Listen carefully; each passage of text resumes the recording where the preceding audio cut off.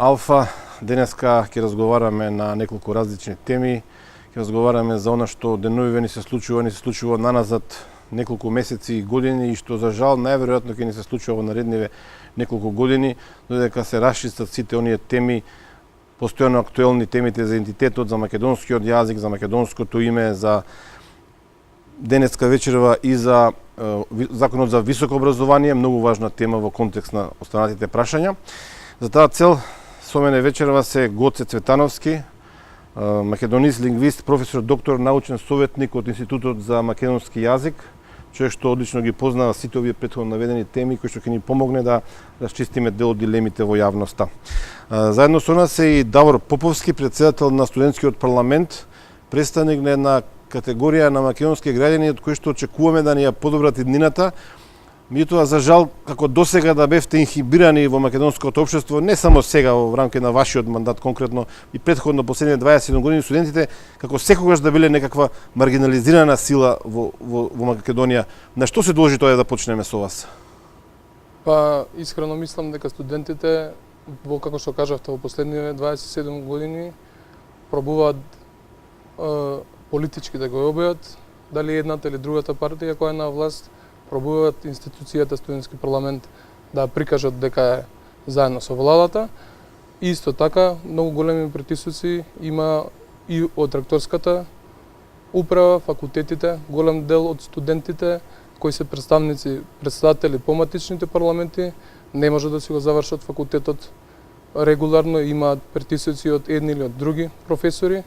Сега имавме случај пред кратко време кога студент, да не именувам од кој факултет, мораше последниот испит да го заврши со комисија за да може да се го заврши факултет. Так, ова е само вовед, само едно мало објаснување што ни се случува во Македонија, затоа што на маргините на овие централни прашања во државата, прашањето за името, за идентитетот, ни случуваат и работи кои што навистина поминуваат покрај нас, а се стратешки важни за развојот на Македонија, за развојот на сакате слободната, научната мисла и така натаму.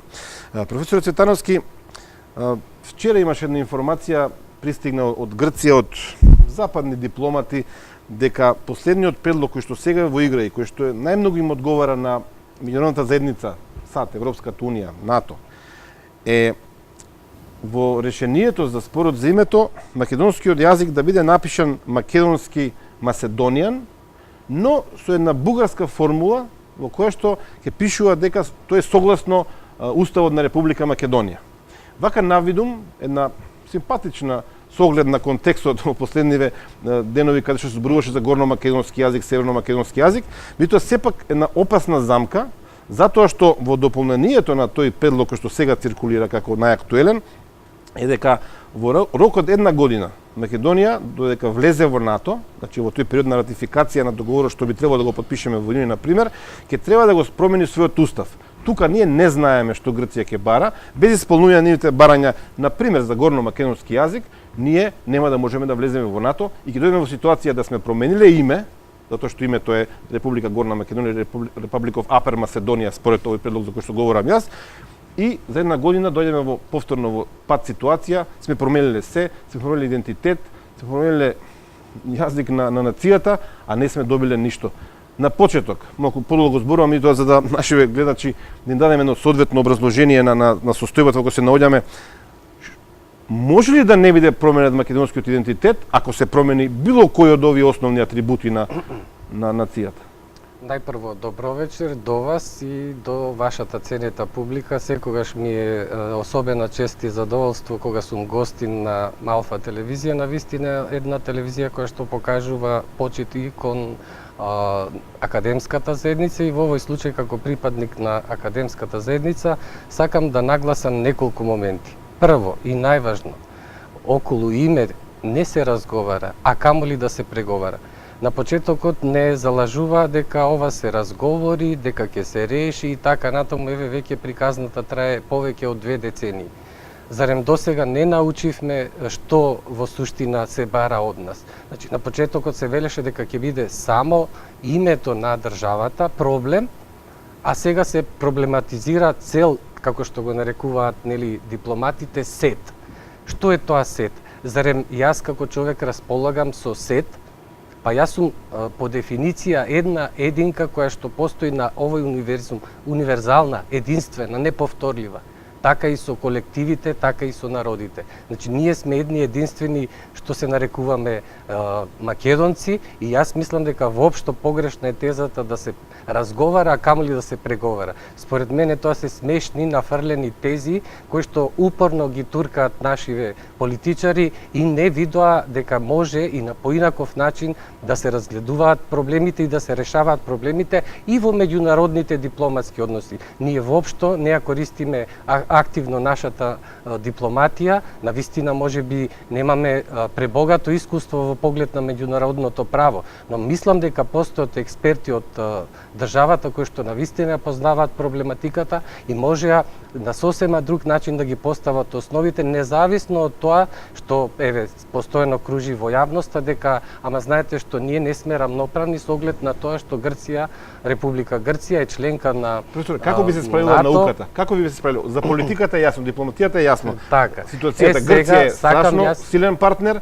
и вие како научник, како ќе се спротивставите на уцената, условот, решете го името и се останато што бара Грција за да влезете во НАТО и Европската унија?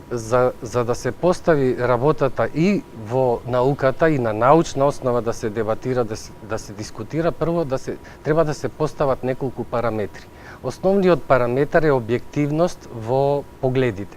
И ние овде немаме објективен поглед, дури ние од страна на грчките научници.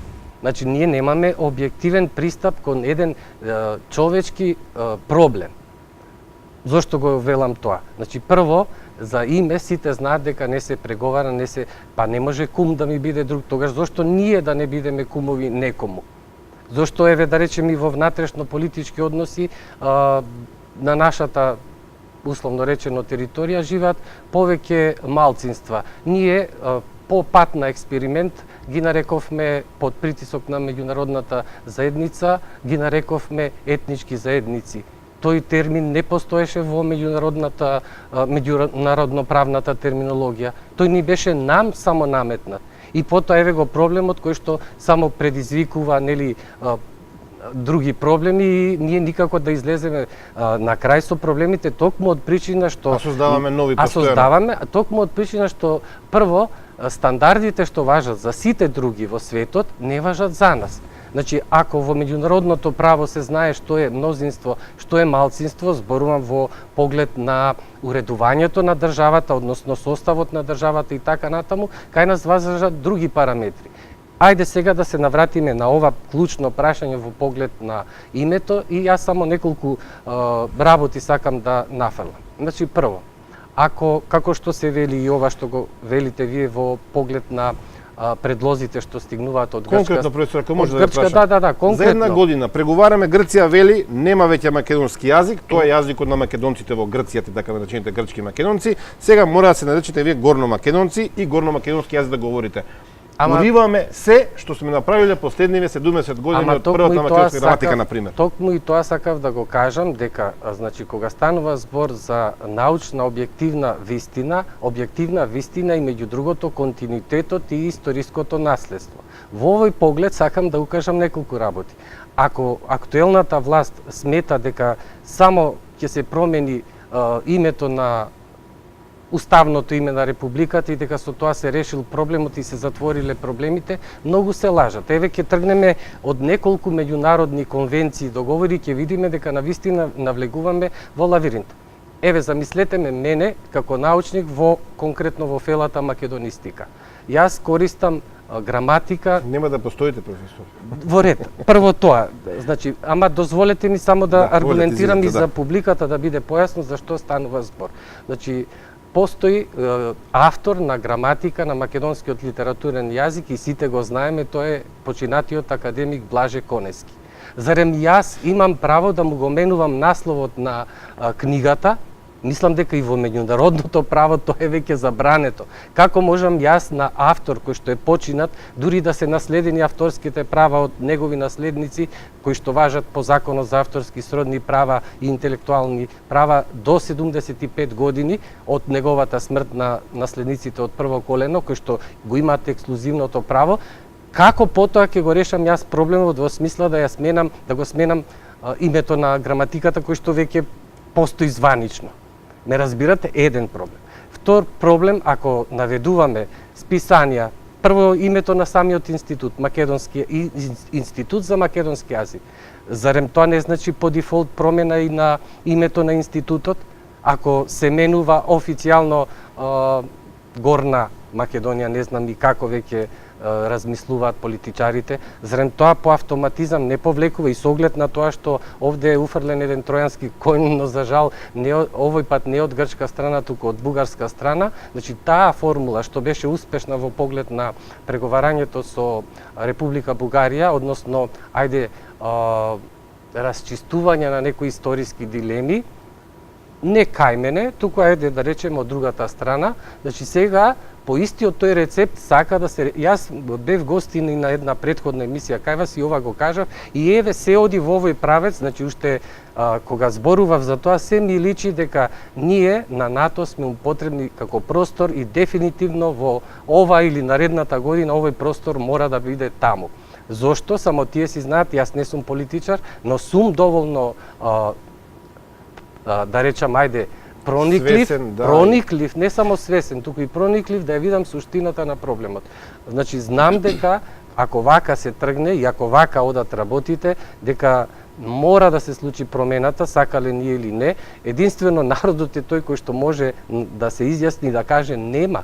Едноставно не може мене некој да ме како ајде да кажем еден друг проблем од ономастиката. Во македонската ономастика постојат нели антропоними, меѓу другото тоа се имиња на луѓе. Зарем има право и да се дрзне некој да му го смени името на пример на лице која што се нарекува Македонка и заведена е во извод како Македонка. И Македон имаме и машко име. Во ред, да. меѓутоа еве популарно беше Да. Македонка. Дали некој има право да задира дури и во личното индивидуално право? Па кој е тој разум? А да не зборувам за фолклорот, да не зборувам за еден куп поезија, народна поезија, проза и така натаму колективно творештво, и да не зборувам за уметничката литература која што има наслови, како ќе ја крстиме македонска крвава свадба од Чернодрински. Зарем ќе одиме дотаму се да правиме горномакедонска крвава свадба? Па тоа е пародија, смешки. На вистина апсурди до апсурди, јас би сакал, значи, да ме разберат и луѓето и оние што во моментов одлучуваат, но ако се свесни за иднината на оваа држава, тогаш на вистина треба посериозно да пристапат кон овие работи, да не мислат дека туку така ќе се провлечат. Затоа што ако се потпише меѓународен договор, тој е, значи, еден од потписниците ќе биде и македонската страна. Тогаш нема повлекување. Обврските преземени од тој договор се трајни. И не може потоа да велиме, ама ние ќе правиме вака во сопствената држава. Не. Затоа е инсистирањето од грчка страна и уставот промената. А со самото тоа, значи, се меша и во внатрешното уредување на државата во конкретно. На Грција тие потпишаа договор, еврејата спогодба, потоа ја прекршија, имаме за тоа пресуда од Светскиот суд, но повторно никој не ја почитува, ниту објективно Македонија не е во позиција да прекршува било каква спогодба, затоа што... Знаете што, има една општа вистина која што вели дека, нели, без оглед колку трае, вистината стигнува. Јас мислам дека не треба да се брза ни во овој поглед на решавање, па ние 27 години обстојавме и со ембарга од секаков тип и ете пак сме живи, што се вели, здрави како република, како држава, без оглед на тешкотиите, можеби прогресот ќе бил поуспешен. Но многу погрешна теза, и особено ова се однесува на помладите колеги, многу погрешна теза е да мислиме дека ако џебот ни е полн, тогаш ништо не е важно, никако се викам, или една македонска поговорка, викај ме грне, само немој да ме скршиш. Да. Тоа е многу лоша теза, значи поставена, погледнато и од аспект на антрополошката наука и од аспект на лингвистиката погледнато, многу погрешни тези кои што не водат во сосема спротивен правец. Каква креативност тогаш се бара од нас? Дали тогаш светот не третира како рамноправни човечки суштества? Дали размислуваме на тој начин дека и ние заедно со сите други придонесуваме за цивилизацијски придобивки? Па јас не сакам да именувам колку луѓе потекнуваат од Македонија кои што се влезени во светски енциклопедии кои што имаат значаен придонес воопшто за човештвото. Зарем сето тоа треба да се негира? Извинете така што малку наречената либерална јас немам Македонија вели дека во принцип, не е јас- така, дека нема да се промени идентитетот, дека секој продолжи, дека тоа е наше лично право да што чувствуваме значи како сака. формулата според уставот на Република Македонија? Па Значи, според тогаш зошто во сите други држави не стои според уставот? Се подразбира дека уставот е гарантот за нешто, но ако се врши притисок да се уставот треба да биде донесен на слободен демократски начин. И тоа е вистински устав кој што гарантира и индивидуални човекови права, но и права на колективитетите, права на искажување на националност. Ако тргнеме од поимот националност, како ќе бидеме ние заведени во графата во Обединетите нации? тоа е посебно прашање. Тоа е посебно прашање за кое што никој не дискутира, не покажува интерес да се види дека смешна е констатацијата, па добро, во ред, ќе не викаат граѓани на Република Горна Македонија. Тоа е една од варијантите која што е најреална за сега. Така, граѓани на Република Горна Македонија, на англиски, нели на... Во ред, добро, затоа постои нели превод и во преводите ќе имаме проблеми. Јас колку што знам првичниот предлог беше слеано. Па тогаш значи дека ќе го кршиме и нашиот правопис, атрибут заедно со именка, носител на именската група, сега малку источно ќе објаснувам. И како ќе биде, на што ќе личи тоа? се превртува во гробот. И што ќе биде со македонскиот правопис? Зарем и тој треба да се приспособи на политички подобни причини? Зарем се во државата ќе се инструира на политички начин да се решава? Зарем овде нема наука која што се грижи за тоа? И практично ќе докажеме самите ние дека сме вештачка нација, тоа што го тврдат и Грција и Бугарија. Апсолутно во право сте, токму на ваквиот начин лечењето на овие чекори само покажува и моди во прилог на сите кои што на некаков начин сакаат ова парче земја да нема свој континуитет. Па тоа било целта и претходно и во историјата, а последиците од сето ова, македонското прашање не почнува од денес, па македонското прашање веќе скоро 2,5 века се влече низ историјата, па не се решило и не се расчистило. Па има, да ви кажам само, не сме само ние, ќе се повикам не една песна од Рацин, та не сме саде овде, та не сме саде тука. Значи, не сме само ние што имаме ваков или сличен проблем. Ајде да тргнеме од неколку параметри во светски рамки. Да ги земеме баскиците како народ. Дали некој од нас се запрашал дека и Баскија како регион, значи е поделена на 3 држави, меѓу другото Франција, Шпанија и Португалија. Дали некој се запрашал за статусот на баскиците во рамките на Европската унија, која што се декларира како носител на демократијата, прогресот, успехот? Еве ви уште еден поеклатантен пример со Каталонија, каталонскиот јазик во рамките на Шпанското кралство. Еве последно се користи само во Каталонија. Се користи само во Каталонија и тоа има, значи Каталонија според статутот на Шпанија дефинирана како монархија, да се разбереме, монархијата подразбира по традиција да се наследува круната, нели, но по потекло е Шпанија, не е каталонец, никогаш не ни може да стане каталонец крал на Шпанија. Ме разбирате? Кој парадокс? Значи, еве ви уште еден парадокс да зборуваме, но од друга страна, значи, автономијата на Каталонија, во која што има сепак, значи, и парламент и така натаму, регионална влада и така натаму, значи има право да одлучува за економија, за сите други параметри. Па се сеќавате и најголем донатор во шпанскиот буџет? Па затоа што е најбогата провинција. И токму еве ова тежнење на каталонците да се осамостојат, да не бидат искористувани од остатокот на Шпанија. Пак е економската причина, но има и нешто друго. Јас сум имал можности, кога сум бил лектор во Москва и на Државниот универзитет Ломоносов, и да разговарам со колеги од Каталонија, кои што, меѓу другото, го познавали шпанскиот јазик, но секогаш велеле за себе: јас сум каталонец, не шпанец. Затоа што луѓето го примаат тоа: вие сте од Шпанија, вие сте шпанец. Не. Значи, само пред да сакав само да нагласам дека ние брзаме со некои работи кои што мислиме дека мора сега да ги решиме и крај, а од друга страна, во рамките на природниот развој на човештвото има определени сегменти, моменти во кои што, например, да речеме, определени народи во однос на политичко-обштествени околности, историски ситуации, не се во можност да ги реализираат сите права веднаш, па затоа е потребно време. И токму затоа зборувам и за македонското прашање, можеби е потребно подолго време да свати светот во суштина за што станува збор, затоа што некој претходно се грижеше за нас во рамките на претходната федерација. Да, професор Мито, затоа што вие велите ќе издржиме, така согласно ќе издржиме, мора да издржиме, меѓутоа еве да се префрлиме малку на помладата популација на студентите, секој трет студент во Македонија сака да замине да студира во странство. Ова прашање го поставам само како причина да размислувате. Сега одиме со кратка пауза за реклами и веднаш се враќаме во студиото.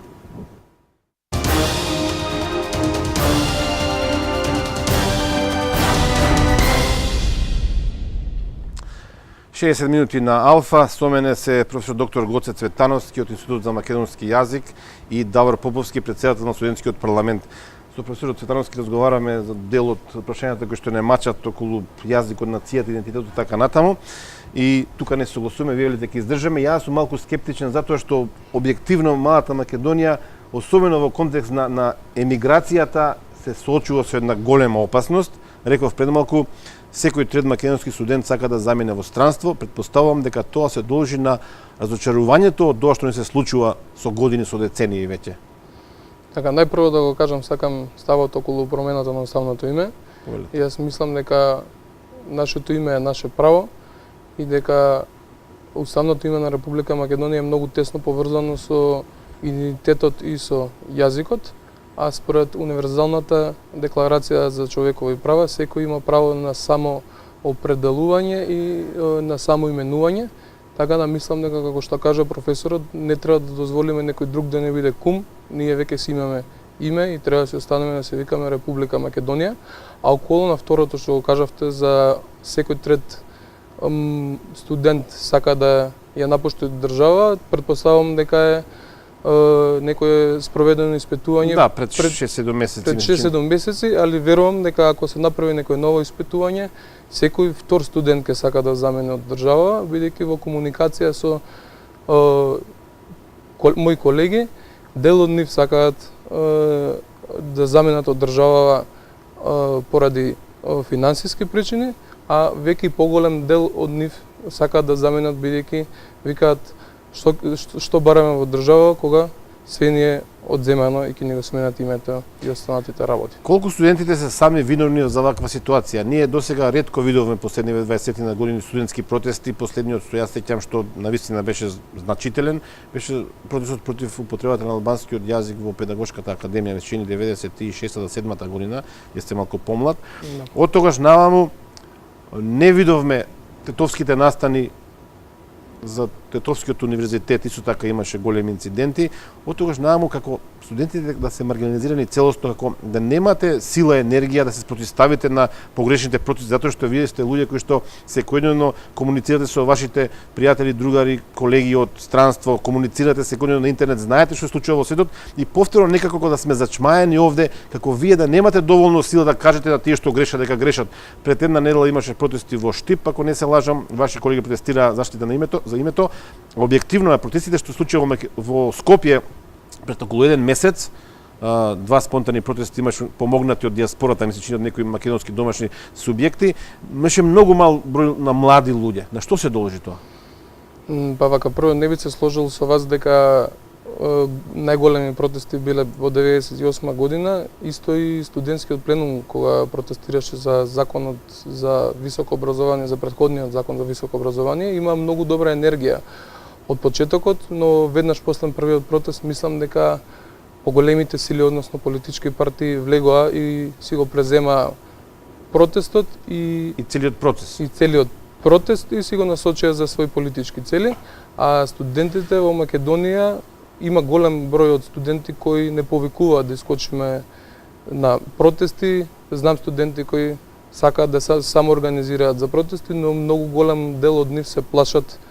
Дали некој се плаши дека ќе го изгуби местото за спиење во студентски дом, друг се плаши како ќе помине на факултет, дали ќе има притисоци од професорите. Зависи од позицијата на студентот, што е често пати идеолошка, можеби блиска до нека партиска линија, па се плаши дали кај овој професор ќе помине вака, кај тој ќе помине полош. Така, како што кажавте, пред еден месец на тие протестите кои беа за зачувување на името, имаше многу голем број на студенти. Јас бев присутен и видов многу студенти кои се блиски до едната или другата политичка партија. Значи не треба да се плашиме дека секогаш кога ќе имаме негативни процеси во Македонија, вие ќе бидете тука и ќе реагирате. Па се надевам дека младите и студентите ќе собереме сила и кога некој ќе повика на протести, ќе искочат без да се плашат за работи, бидејќи претходните студентски протести кои беа од студентскиот пленум беа предводници на нешто што се случи многу поголемо и никој ништо не им можеше на студентите кои сака да си го одбранат своите права. Само да не биде ситуацијата Само да како се надоврзам, како со Битолскиот ако ми- универзитет, каде што врвните луѓе на тој универзитет рекоа дека не е работа на научната заедница да реагира, туку таа треба да биде повикана од државните органи и да даде свое мислење. Се надам дека нема тој рецепт да го следите, туку Не. нема да чекате, туку вие ќе видите тие кои што ќе излезете и ќе кажете што се погрешните процеси во државата. Така. Само уште нешто да се надоврзам, колегата апсолутно е во право кога зборува за начинот на кој што размислува дел од професорската фела и воопшто оние кои што се припадници на академската заедница. Меѓу другото се заборава дека членови на академската заедница се исто така и студентите како што се и професорите, се разбира научниците и така натаму, но се заборава и еден друг факт. Колку ќе им се даде простор во рамките на предвидените законски решенија, толку тие можат да ја манифестираат својата моќ и енергија, но и точно е дека можат и само организирано да се јават.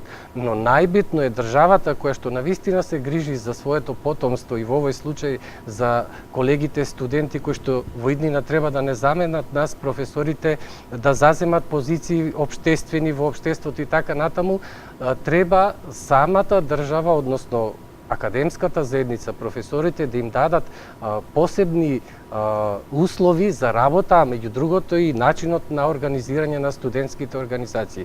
Во овој случај, јас извинете вака што ќе кажам, но мислам дека дел од професорската фела постапува лицемерно кон студентите со оглед на тоа што од една страна им ветува се и ги злоупотребува кога им е потребна за некоја своја цел, а од друга страна па кога навистина треба да се реши, еве конкретен пример се гледа во новиот предлог закон за високо образование, за кој што јас во суштина и не видов некоја поширока јавна дебата, освен дописот на Министерството за образование и наука до УКИМ, до Универзитетот Свети Кирил и Методи, кој што тој го проследи до неговите членки, единици, меѓу другото за ајде во овој случај за среќа и ние сме придружна членка, односно Институтот за македонски јазик Крстен Мисирков од Скопје, како јавна научна установа е членка, придружна членка само на еден универзитет, а тоа е Универзитетот Свети Кирил и Методи, ајде да речеме по традиција, но тоа прашање ќе го ставиме настрана. Прво,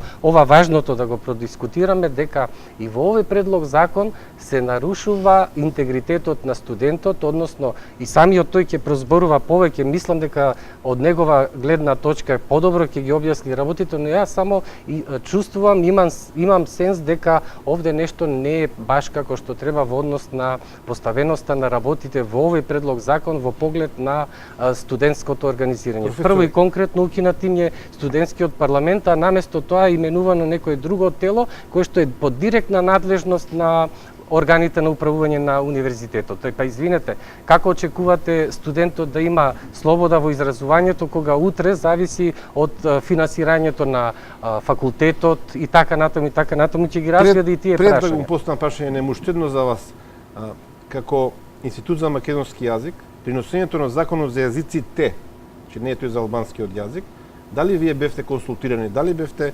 повикани на некаков разговор, чувствувате ли во некаква дебата? Значи вака, Како академска заедница. Ако станува збор воопшто за носењето на тој закон, јас кажав уште на самиот почеток дека од старт е промашена. Сега зборуваме дали слушната јавност беше консултирана.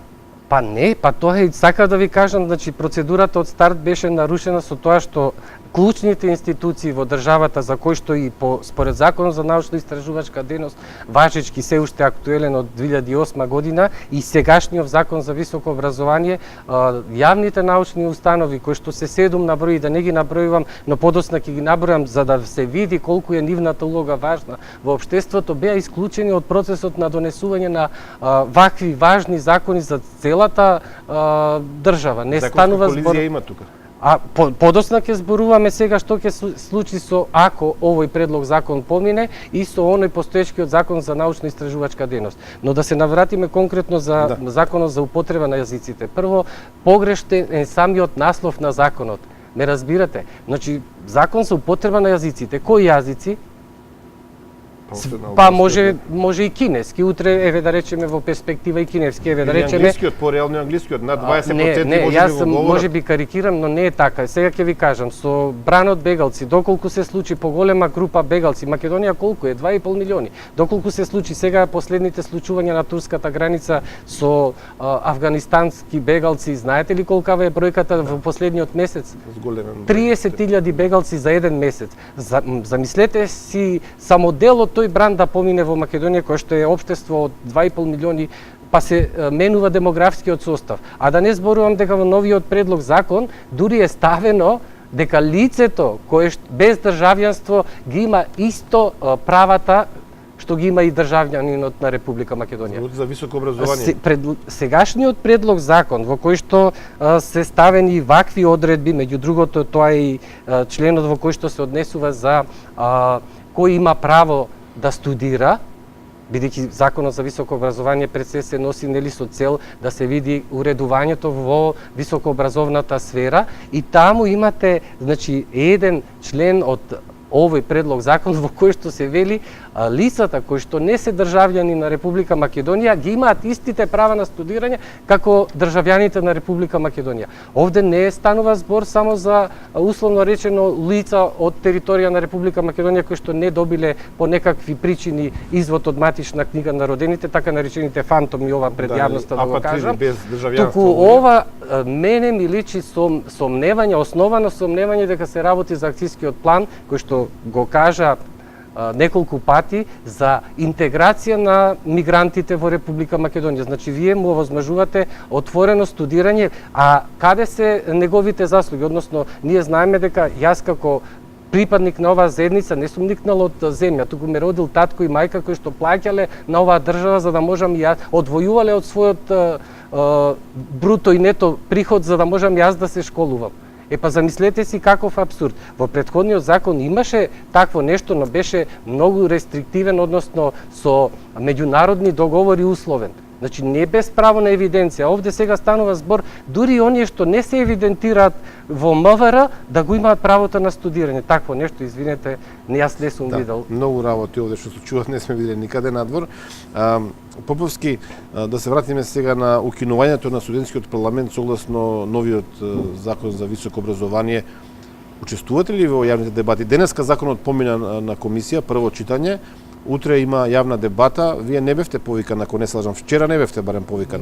Така, до вчера не бевме повикани, побаравме сами да бидеме присутни на утрешната јавна дебата во собрање која ќе се одржи и во после 3-4 часа добивме повратен мејл дека ќе бидеме присутни. Практично ги принудивте да повикаат. Да. Образложение некакво зашто? Не, немаше.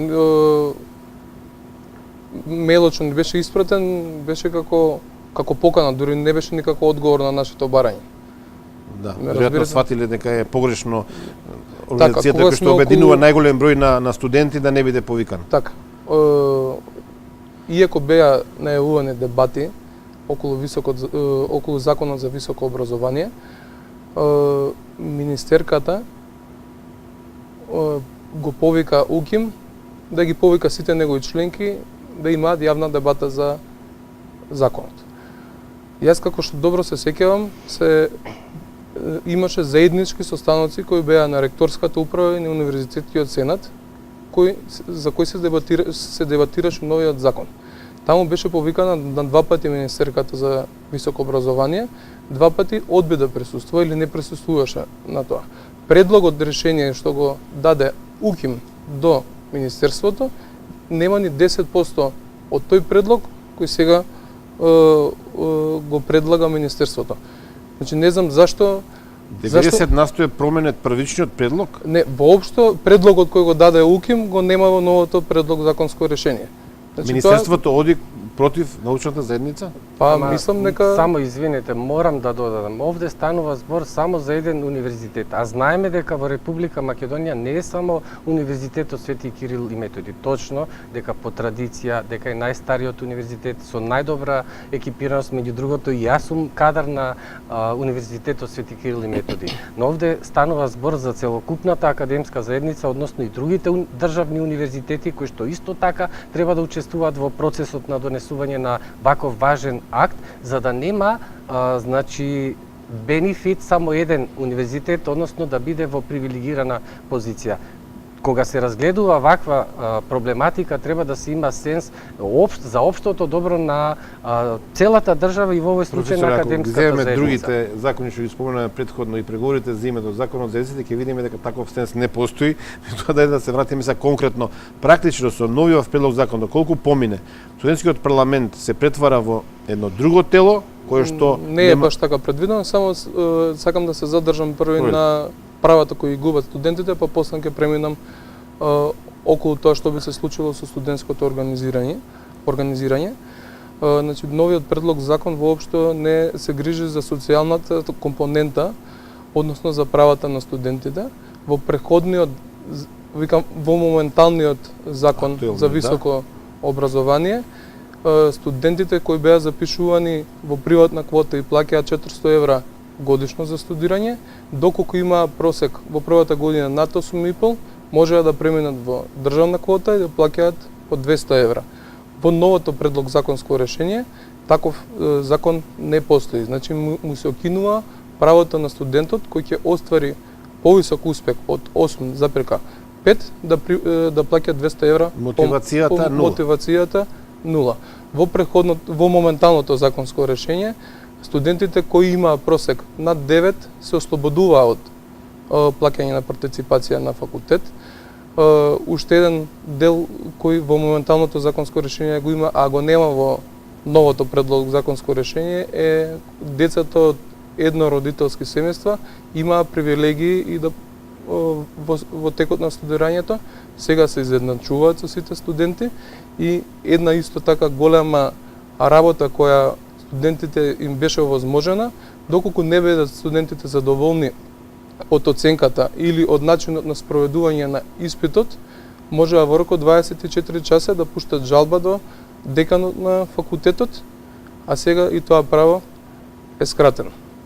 Тоа се околу неколку работи што ги детектиравме како проблем, односно студентите што ги губат во новото предлог решение. А немавте каде да ги кажете, да се пожалите? Па јас пред една недела пуштив соопштение до медиуми и мислам дека само 2 портали ме споделија. Што само по себе говори за начинот на кој што се води дебатата. А професоре, само една мала паралела, нема конкретни некакви финансиски мотиви за студентите, меѓутоа има многу добри, ако добро го прочитате законот, предлогот за телата кои што ќе раководат со акредитацијата, таму за директорот се предвидува плати од 3 месечни просечни плати, така. 3 просечни нешто што плати, да. до сега немаше такво нешто и воопшто немаше директор на таа институција, практично нова имаше институција. само одбор за акредитација кој што беше од рамките на фелата. Дозволете ми само накус од неколку работи и ова е важно што го кажа и колегата од негова гледна страна и вистина се согласувам дека испаѓа дека се враќаме на нешто старо каде што професорот беше апсолутен бог на предметот и кому да се жали студентот, доколку му се укине основното право на жалба. Тоа е неприкосновено право. Може некој од лично нетрпение да му даде оценка која што не е задоволувачка за студент. Заради политички разлики, И можеби. апсолутно од секакви мотиви. И сега го ускратувате основното право на жалба и сега студентот нема право воопшто дури каде и кому да се обрати за жалба.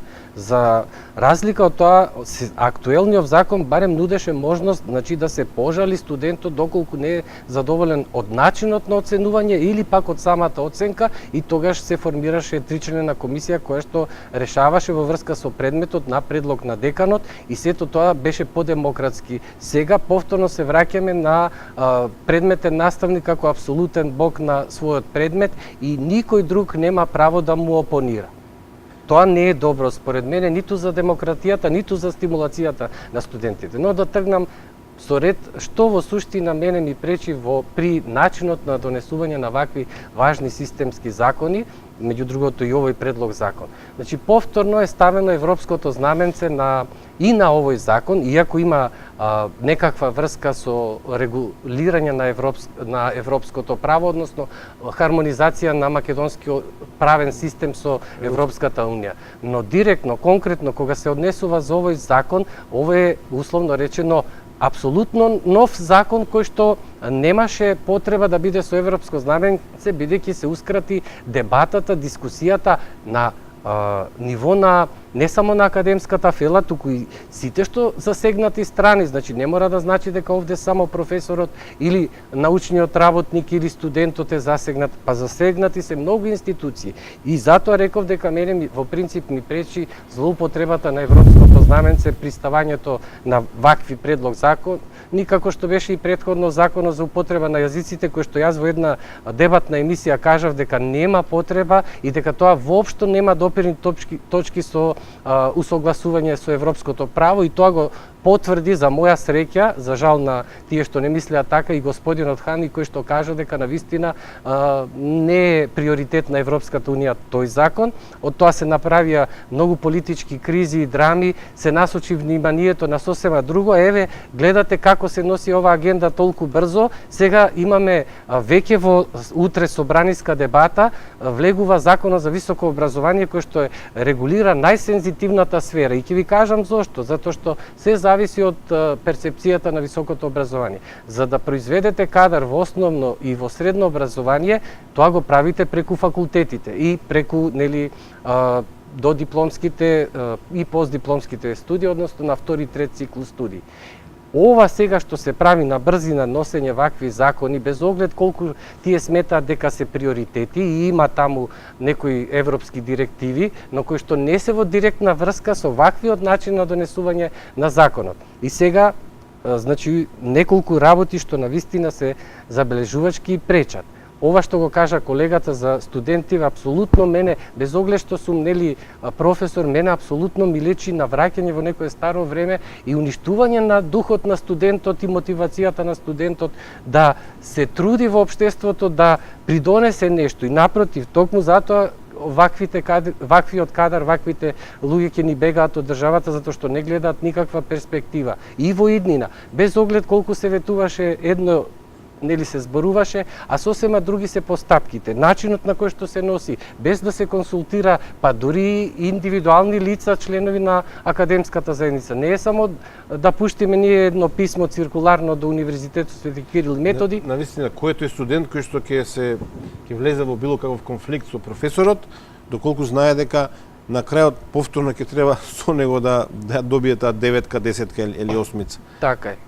И само уште ова, ако ми дозволите, знам дека можеби малку повеќе зборувам, но колегата ќе ме свати со оглед на тоа што сум професор, дека навистина сакам некои работи да ги кажам и во интерес на самите студенти. Значи, еве кога зборувате конкретно за фискалните импликации.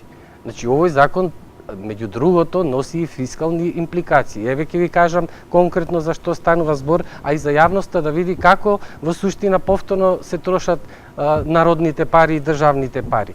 Еве ви конкретен пример. Постоеше одбор за акредитација и евалуација кој што се состоеше, ако не се лажам, од 11 членови. Сега предвидено е да постои агенција, а со самото тоа што е агенција за квалитет, значи предвидено е во ова предлог решение да има директор на агенцијата кој што, замислете си, дури не мора да има докторски студии, односно не мора да има завршено, да има докторирано. Значи, доволно е магистратура и да се запише на некакви докторски, поеката се.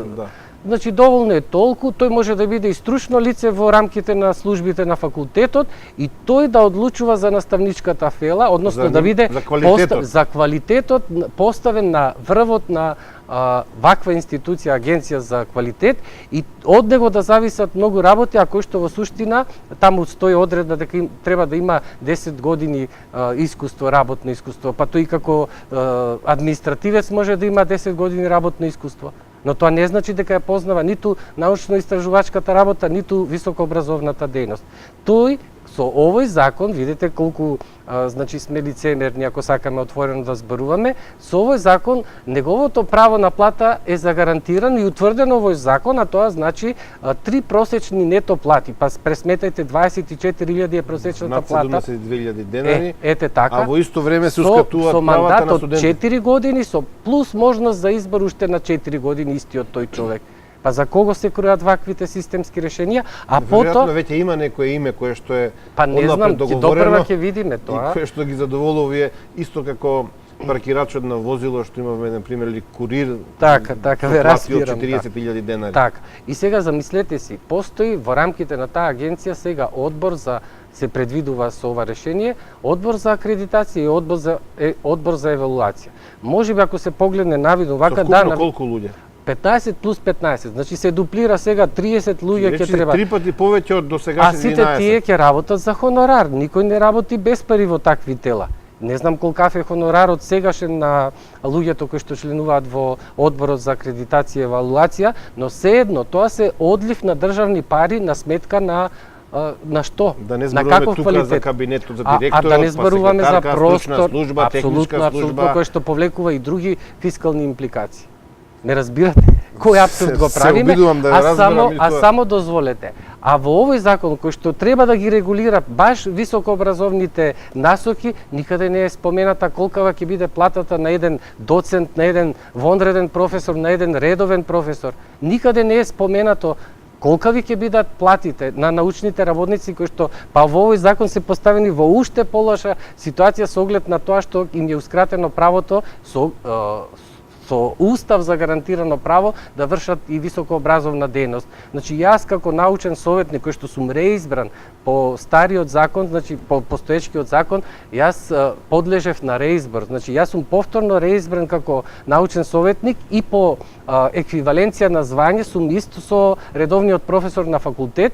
Јас ќе треба да земам, не јас зборувам вака, значи, меѓутоа научните работници треба да земаат со највисокото звање само она што го диктира државата од законот за научно-истражувачка сега дејност. за тие што работат во тие 7 национални институции од А, посебен да. интерес за државата. Така. И таа тема Институтот за ќе историја, отвориме. Институтот за македонски јазик, тие луѓе во иднина според новиот закон ќе немаат право да вршат образовна дејност во прв Циклус студии, точно. Која Значи, е елаборацијата за тоа?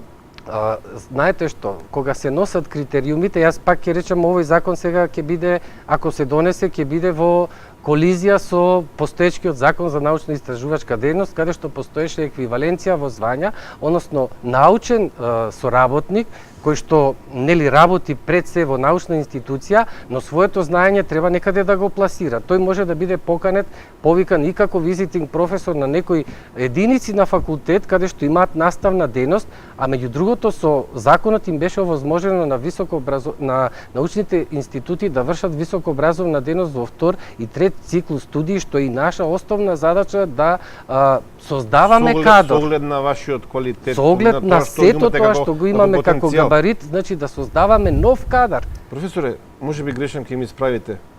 Ако гледаме на конспиративна теорија овде сега, станува Мислите на збор теорија на заговор? заговор, да, теорија заговор. Овде станува збор за Институтот за македонски јазик, Институтот за историја и уште 5 други институти кои што не се помалку важни, и тоа два се многу индикативни затоа што Македонија во моментот влегува во решавање на спорот за името. Македонскиот јазик ќе биде едно од централните прашања.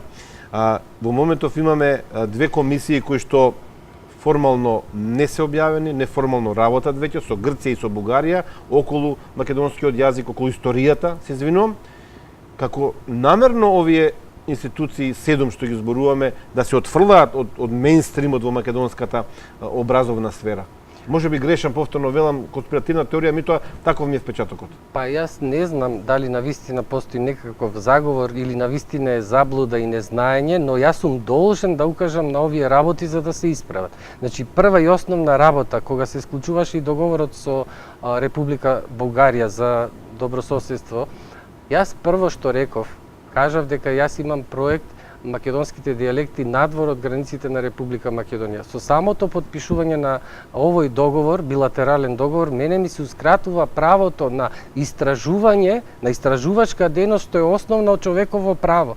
Ме разбирате? Значи сега можат слободно да ми речат, па ти таму не смееш да се мешаш, тоа е територија на друга држава за кој што имаме склучено договор и каде што тоа е сензитивно прашање, вие не смеете таму да чепкате. А јас се потрудив да објавам монографија Бански одговор, значи станува збор за Пиринскиот дел, да се потрудиме како што во минатото бугарски лингвисти објавувале за македонски дијалекти, ние сега не правиме нешто прекршок во смисла тоа е исто така македонски дијалект, но во сегашната геополитичка поделба припаѓа на Република Бугарија. Ќе дојде време кога ќе треба легално да патувате во Па Бугарија, за жал, во Грција, па живеат македонци да ако истражувате. сакаме да научно-истражувачка работа. Имам уште околу 2,5 минути. Така. Утре вие сепак ќе одите на дебатата за Законот за високо образование. Што е тоа што ќе го пренесете таму и дали само тоа што ќе го кажете утре ќе биде доволно за да се сменат овие работи или воопшто не очекувате Така, промени? освен што ги кажав, работиве што губат сите студенти, да кажам накратко, што би се променило околу начинот на организирањето на студентите. Во новото законско решение, предлог решение, предвидено е студентскиот парламент да се укине, да се формира ново тело кој ќе биде внатре во рамките на универзитетот и по факултетите. Под контрола на деканатите и ректоратот. Практично. Не практично, него ептен по контрола на деканот и по Затоа што финансиите ги дават деканот. Најбитно Зависни, да кажеме, директно зависни. директно зависни, односно комисијата и денот за спроведување на избори за факултетските студентски собранија ги распишува деканот и деканот ги одбира луѓето кои ќе бидат во тие комисии. Тие комисии ги спроведуваат изборите, потоа факултетите до универзитетското студентско собрание предлагаат по 20 делегати и од редот од тие 44, дека имаме 22 факултети на УКИМ, од редот од тие 44 ќе може да се бира новиот претседател на целиот универзитет. Претходно најавува демократизација на студентското организирање, секој студент да може да се кандидира за претседател на универзитетското студентско собрание, а сега со најновиот предлог претседател ќе може да биде само од тие 44 делегати кои ќе бидат во универзитетското кандидат за избор на претседател само од стеснето тело. Да. И тие 44 ќе одлучуваат во името на 25.000 студенти на УКИМ. Односно нема да има избори за најглавниот претседател кој би бил на универзитетот, туку собранието би го бирало. Делегатски систем, мислам дека во бивша Југославија дека немало. Демократски етатизам се викаше тогаш, ако се сеќавам добро. Исто така, како универзитетско студентско собрание или факултетско студентско собрание, се губи својството на посебно правно лице, како што го има сега студентските парламенти, и ќе бидат целосно финансиски зависни од факултетите и од ректоратот, колку средства они ќе можат да им дадат, они толку ќе можат да сработат. Доколку во моменталното предлог решение, ние како студентски организации можевме да учествуваме во меѓународни проекти, да аплицираме за средства во македонски, во европски и светски фондови и можевме дополнително да се финансираме. Сега и тоа право ќе го изгубат и мислам дека како што студентскиот парламент, иако е како надворешно тело кое делува внатре во универзитетот, имаме преголеми притисоци, преголеми проблеми, можем да кажем за една работа, за минатата академска година, нашата програма беше ставена на разгледување на ректорската управа и на Сенатот пред 4-5 месеци. Значи за средства кои требало да ги користиме во претходната година, ние ги добивме сега. А се тоа мислам дека е се со цел духот на македонскиот студент кој сака да се залага за подобрување на студентскиот стандард и за квалитетот на високото образование да се замолкне и да се уништи. Меѓутоа нема да се успее во тоа. Вие утре ќе го кажете ова јасно и прецизно и ќе најавите, претпоставувам дека нема вака да помине лесно. Не може да помине вака. Не може да помине. Сосема за крај, професор Цветановски, уште една минута имаме на крај на емисијава, еден заклучок, многу теми има, објективно дека не можеме сите предвидени прашања што ги имаме да ги поставиме, да ги одговориме. На каде одиме со ваков начин на носење на закони против интересите, волјата на граѓаните на народот? Кво вадис, и јас се прашувам навистина во кој правец ќе одиме, но мене ми се чини дека забрзано итаме кон бездната. За жал изгледа вака, може би темно, мрачно, но јас мислам дека крајно време е да се освестиме, да видиме до кај сме, што сме и што сме направиле, што рекол и нашиот Мисирков, и да сватиме дека вака никаде не одиме. Никаде, ниту пак некој ќе сака да соработува со нас, со оглед на тоа што ако ние самите меѓу себе не се почитуваме и не изградиме дух на нација која што вреди, мислам дека никој од надвор од страна нема да не почитува. И само во врска со ова, иако само ја зачнавме темата околу законот за предлог законот за високо образование, јас само сакам да кажам. Значи, овој закон според мене е избрзан, со многу недоречености, со многу недоследности, со многу нарушени принципи на високо академска заедница, и мислам дека тука треба да се размисли добро, затоа што има навистина круцијални прашања кои што треба да се разгледат и на поширока дебата. Меѓу другото, само би споменал, тука е печатот, знаците и другите обележја во кои што се вели во согласно со овој закон. А што правиме со системските закони, со закон за употреба на македонскиот јазик, кој што се уште е официјален јазик на целата територија на Република Македонија? Што правиме со овој закон кој што сега е условно речено во некоја си квази фаза, донесен, недонесен, закон за употреба на јазиците, во колизија се сите овие нешта? Нели гледаме дека правото веќе го претворивме вака, го претворивме во неправо? А да не зборувам за неправди. Неправдите се од секој тип, меѓу другото и за јавните научни установи посебно сакам да нагласам дека се ставени во крајно неповолна положба и во овој закон, предлог закон за високо образование. Ние претходно не бевме во некоја розова ситуација како јавни научни установи кои што имаат единствена цел заштита и унапредување на целата нација, на доброто на нацијата. Јазикот не е само мој, јазикот е ваш и на студентот и на сите професори, на предци и на сите. Да. Историјата, исто така, значи фолклорот, сите тие елементи, литературата и така натака, да не набројувам, но мислам дека на вистина треба да подразмислат и за статусот на научниот работник, односно неговиот влог во општеството. Професор Гоце Цветановски, македонски лингвист, професор доктор, научен советник Институтот за македонски јазик, Давор Поповски, председател на студентскиот парламент за жал институција кој што наскоро според најавите ќе биде укината. Ви благодарам за гостувањето во 60 минути. Единствен заклучок можам да извадам од ова